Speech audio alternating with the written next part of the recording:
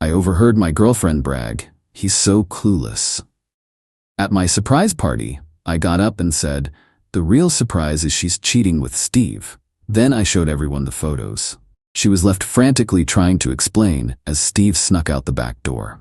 I'm a 29-year-old guy, and my life up until about 3 weeks ago felt like it was on the perfect track. I have a great job in marketing, a solid group of friends, and a girlfriend, Anna, 26, who I genuinely thought was the one. We'd been together for 3 years, lived together for the last one, and I was even ring shopping. I know, cue the sad violins. The thing is, I'm a planner. I like to have my ducks in a row. Anna always said she loved that about me.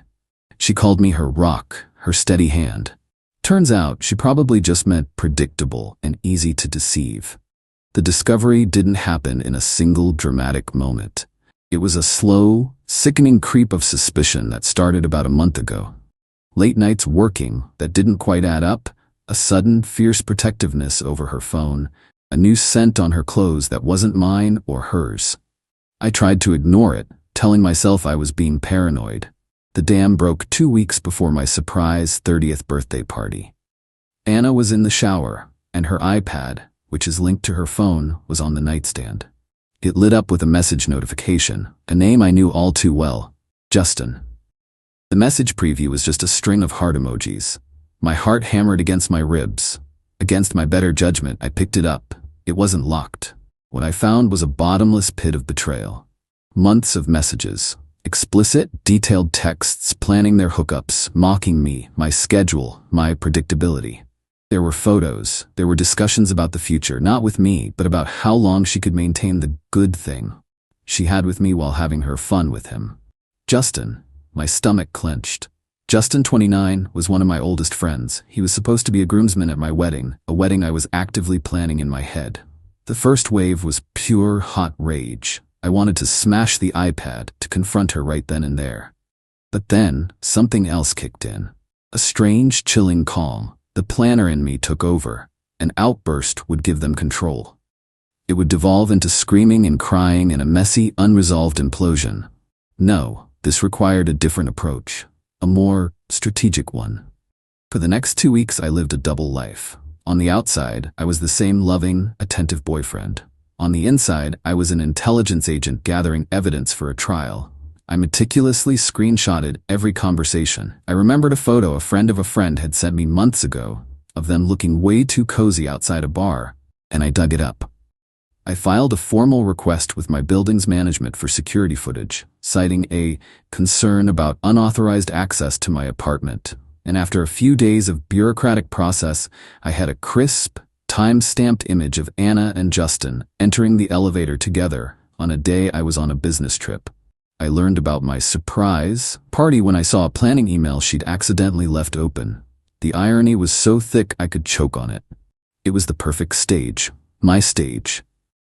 The night of the party, I was a wreck internally. I projected calm. It was at our apartment, packed with our friends, my family, her family, the whole 9 yards. I watched Justin walk in, give me a bro hug, and hand me an expensive bottle of whiskey.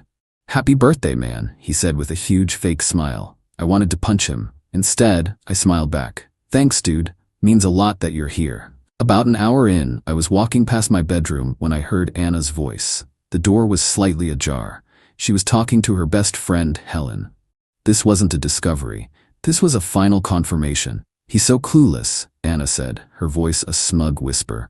"Honestly, Helen, sometimes I feel bad. He just believes everything I say. It's like taking candy from a baby." Helen murmured something I couldn't quite catch. "Oh, don't give me that look," Anna continued. "It's not like I'm gonna leave him. He's stable. He's good for me. And Justin, well, Justin is just for fun. A little excitement on the side." That was it. The last piece of justification I needed. I walked back into the living room, my resolve hardened into steel. Around 10 p.m., Anna gathered everyone, tapping a champagne flute. "Speech, speech," she beamed, launching into a gushing, saccharine speech about how wonderful I was, how she couldn't imagine her life without me. The hypocrisy was breathtaking. She finished with, "Happy birthday, baby, I love you so much." This was it. Showtime. I stood up. The room quieted, expecting a thank you. I looked around at all the faces, my friends, my family, her family. Then my eyes landed on Anna.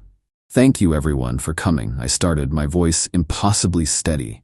"And thank you, Anna, for this surprise party. It's been a very enlightening few weeks." A flicker of confusion in her eyes. "Good. You see," I continued, "the biggest surprise isn't this party.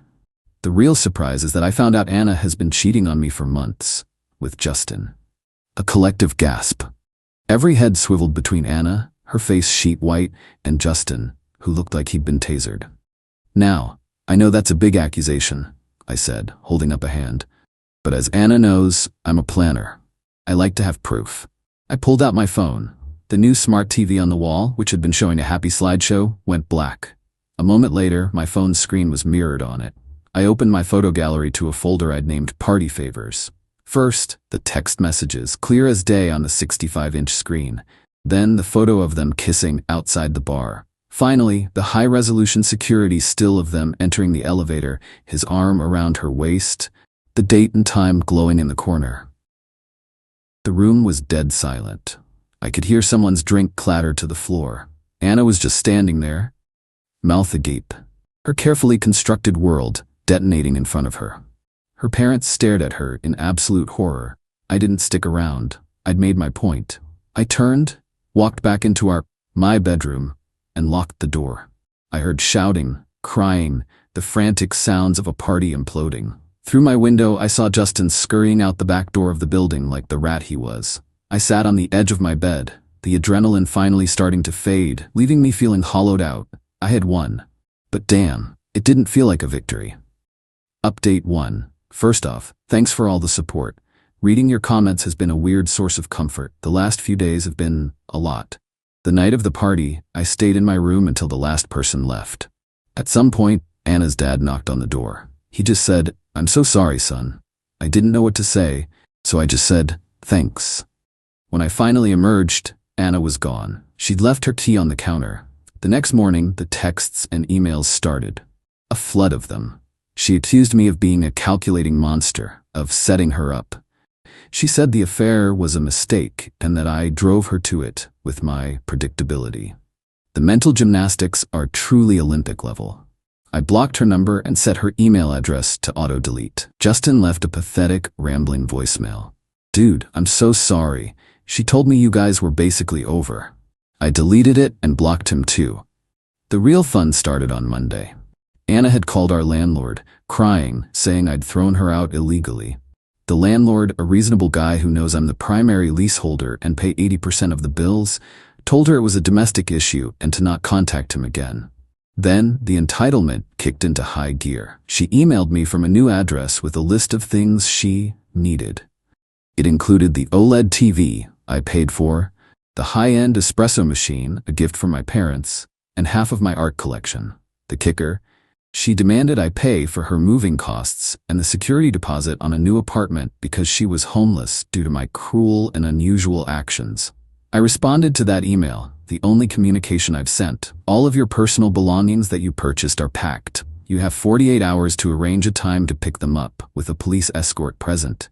Any items not retrieved will be disposed of. As for your financial demands, I suggest you consult with Justin." Yesterday, Helen, Anna's supposed best friend, texted me. She apologized profusely. She said she'd had suspicions, but Anna swore it was nothing. The scene at the party, she said, was horrifying but necessary. She also told me Anna is spinning a tale that I was controlling and faked the evidence. But the people who matter know me. They know the truth. I feel drained. But also clear. The fog has lifted. Anna is scheduled to pick up her stuff tomorrow. I've arranged for the police escort and 2 of my biggest friends to be here. I have a feeling the entitlement is only going to get worse, but I'm ready. I'm a planner, after all. Update 2. The great stuff apocalypse has come and gone. And folks, it was even more of a train wreck than I anticipated. Anna showed up an hour late with her mother, Pamela, and Justin. Yes, Justin. The sheer nerve of it was breathtaking. As arranged, 2 police officers and my 2 buddies, Stephen and Jonathan, were present. I had packed all of Anna's things into boxes and had a printed inventory list, along with a folder of receipts for every major item in the apartment. The moment Anna walked in, she sneered. "Is that it? Where's the rest of my stuff?" Pamela immediately started pointing at the TV. That beautiful television is as much hers as it is yours. Actually, Pamela, I said, pulling the receipt from my folder, it's not. Anna's face turned blotchy. You're being petty. We were building a life together. Justin found his voice. Come on, man, don't be like this. It's the least you can do after publicly shaming her. I turned to him. Justin, the fact that you're standing in my apartment is astounding. You have zero say in this. Get out of my home. The officers stepped forward and Justin retreated to the hallway. The argument continued until Anna started crying crocodile tears. She then unwrapped a designer handbag I'd bought her and pulled out an envelope I had placed inside. It was an itemized invoice for her share of the rent and utilities for the last 6 months, the period of the affair. The total was just over $8,000. At the bottom, I had written, "Since we believe everything is shared, here is your outstanding contribution. Please remit payment. Alternatively, you can forward this to Justin. I'm sure he'd be happy to cover the costs of his fun." The silence was beautiful. Anna's face went from red to clammy white. Pamela snatched the paper, her eyes bugging out. "You can't be serious," she whispered. "Entirely," I said calmly. "If you want to take me to court for the TV, I will be more than happy to countersue for this amount." That was the breaking point. Anna shrieked, threw the handbag, and stormed out. Pamela threw the invoice on the ground and followed, slamming the door. The cops left, one of them giving me a small, approving nod. My friends and I disposed of her boxes. It felt clean, but I knew the war wasn't over. Update 3. After the humiliation of moving day, they pivoted to professional attacks. Last week, my boss, Larry, called me into his office. He'd received an anonymous email claiming I was unstable, vindictive, and a liability. It was Anna's narrative, weaponized. "Larry," I said calmly, "I anticipated this." I slid a portfolio across his desk. It contained everything. The texts, the affidavit from Helen, the security footage documentation, the invoice, and printouts of Anna's abusive emails. Larry read through it all. "I am so sorry you're going through this," he said, his face grim. "This is an incredible level of maliciousness. I'll pass this to HR. Your record here is spotless, and it's staying that way." I was relieved, but I wasn't done. They tried to destroy my livelihood. My response had to be final. Justin works in sales for a major competitor, a company obsessed with its public image and integrity. He was up for a huge promotion to regional director. I found the names of his supervisor and department head on LinkedIn. I drafted a polite, professional email. Subject: information regarding employee Justin. To whom it may concern, my name is my name. It is not my intention to meddle in your company's affairs, but I have recently been the target of a coordinated harassment campaign, including defamatory statements sent to my employer that involves one of your employees, Justin. This behavior demonstrates a profound lack of judgment and integrity that I felt may be relevant when considering an employee for a senior leadership position. Attached is a portfolio of documents for your review. I attached the same evidence I gave my boss. I didn't make accusations. I simply presented the cold, hard facts of a coordinated attempt at corporate and personal sabotage. I hit send. And then I let it go. Final update. It's been 6 months. The storm has passed, and I can finally breathe. The email to Justin's company worked. He wasn't fired, but he was formally denied the promotion. He was told that the documented evidence of his participation in a malicious harassment campaign made him an unsuitable candidate for a leadership position. His career there is dead in the water. He has to walk into that office every day knowing exactly what he lost and why. Anna's consequences were just as direct. One of her colleagues who was at the party showed their HR department the vitriolic, slanderous posts Anna made about me on her social media. They deemed it unprofessional conduct, reflecting poorly on the company, and she was let go. Their relationship, built on lies, imploded spectacularly. I heard they had a massive public fight, blaming each other for their ruined lives before breaking up. Anna is now living back home with her parents. Her father called me a few months ago. He apologized profusely and offered to pay for a moving company to help me leave the apartment. I thanked him, but politely declined. His apology was enough. As for me, the last 6 months have been a blur of lawyers, agents, and packing tape. I finally closed on the sale of the old apartment last month. The market was slow, but it's done. I've just moved into a nice rental house in a different part of the city. It's a fresh start. Buying a place of my own will come later, when I'm ready. Some days are still hard. Betrayal leaves deep scars, but I'm in therapy, working through it. I'm focusing on my work and my friends. The other night, I was sitting on the floor of my new living room, eating pizza out of the box, and I just felt quiet. Not happy, not sad, just the calm, quiet feeling of a battle being over. The board is clear, and for the first time in a long, long time, I'm playing my own game again.